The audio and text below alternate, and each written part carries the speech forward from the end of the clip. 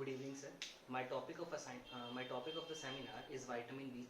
It is also known as niacin or nicotinic acid. As we know, vitamin B3 more commercially is known as pellagra preventing factor because we know that the deficiency of vitamin B3 can lead to a disease condition in the body which is known as pellagra.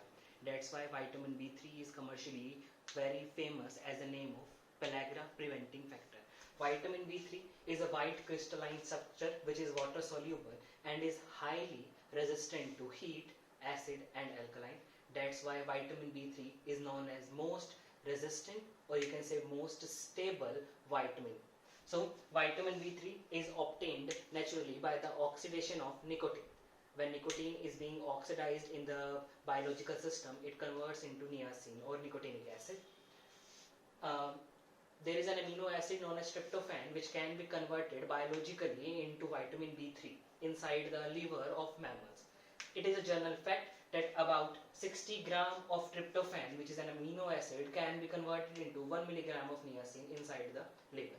As we can see here, the synthesis of niacin in liver is by a process where tryptophan, when react with iron, it converts into quinine, which further converts by some enzymes, converts into quinolinic acid.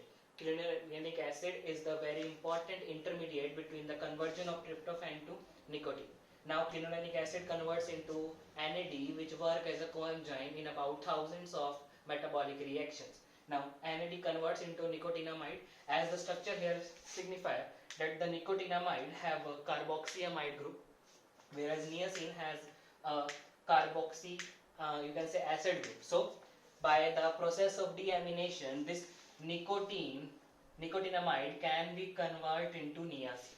So every nutrient has some particular sources by which they can be obtained by living organisms. For in the case of vitamin B3, the animal source contributes are milk, egg, fish and other organ meats, whereas the plant products are avocado, potato, cereals and almonds. Mainly all the seeds of plant which can be edible are a good source of vitamin B3. The requirement of vitamin B3 depends upon the individual itself.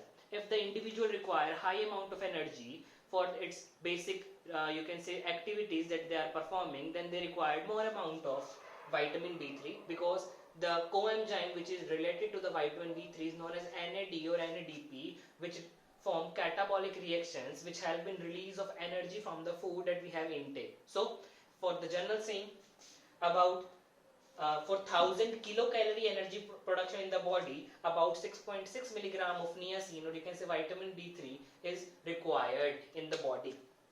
In infants, about 4 milligram per day requirement is there. Now nicotinamide and niacin, when they are present in the blood, they can be passively diffused inside the tissue of their need. If the tissue required release of energy, then they automatically passively diffuse nicotine or nicotinamide from bloodstream inside to inside the tissue. Now niacin, when enters in the tissue, it retained in the tissue and get converted into coenzymes like NAD and NADPH. Now niacin, as it converts into NAD or NADPH, that's why the main work of niacin in a cell is for the release of energy from food. Niacin is also required for the formation of many amino acids which can be synthesized in the body, whereas niacin is also required for the formation of 5 carbon sugar which are very important for every cell, that are the deoxyribonucleic acid, the sugar present in deoxyribonucleic acid as well as in ribonucleic acid, and the pentose sugar is also synthesized by the enzymatic action of niacin. As well as niacin, as we know, it helps in the formation of enzyme cofactors like NAD and NADPH. Now the deficiency is very important in the case of vitamin B3. If there is acute deficiency or if a very less level of vitamin B3 is present in the blood for a very acute period of time, then it cause general effects which can be overlapping with other vitamin deficiency. They are irritability and poor concentration, anxiety, depression and restlessness. These are some common overlapping symptoms that cannot help in pinpointing the deficiency of any one particular vitamin deficiency in that organism. As I told earlier that the de novo synthesis of NAD or NADPH occur by quinolinic acid.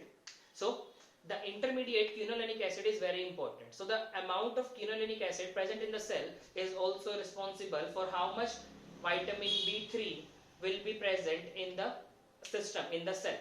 So if there is a very less vitamin B3 present in the body for a very long duration of time, that means chronic deficiency of vitamin 3, the level of vitamin 3 in serum reduced to a very drastic level and it retains in that poor level for a very long duration of time, then it will cause pellagra.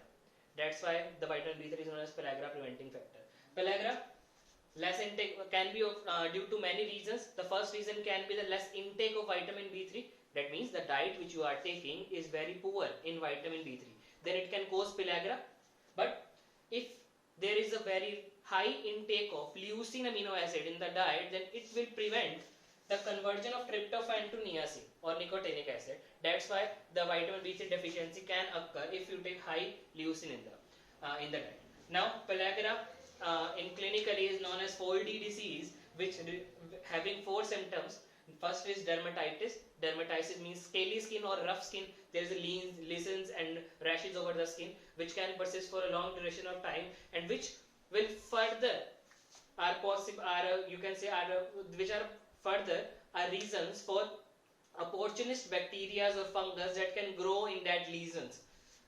Now, dementia means anxiety, or you can say restlessness, depression.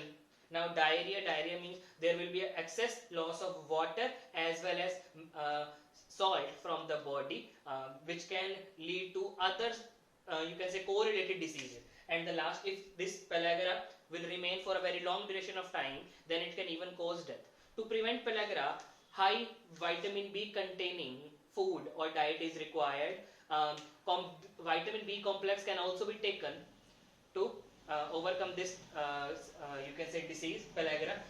Oral therapy, in which orally vitamin B3 is given, is very important if there is chances of death in that organism. Thank you, sir.